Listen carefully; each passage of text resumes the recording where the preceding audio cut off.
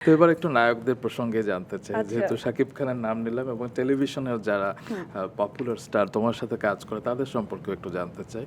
তৌসিফ মাহবুবের কথা বলি, কারণ একবার তৌসিফ মাহবুব তোমার সম্পর্কে বলছিল যে খুব মিষ্টি একটা মেয়ে, কিউট একটা মেয়ে, কেয়া পাইলে সবচেয়ে ভালো হচ্ছে কি ও কারো ক্ষতি করে না। সত্যি? বাবা! হ্যাঁ, কথা সত্য। আমি ক্ষতি আসলেই করতে চাই না। আমাকে ইভেন তৌসিফ ভাই এরকমও অনেক সময় বলে যে আমি অনেক সেটে প্যারা খাই যে, "না ভাইয়া এটা এরকম কেন হচ্ছে? এটা এরকম কেন?" তখন বলে, "তুমি বলো পায়েল, যাও, যাও বলো।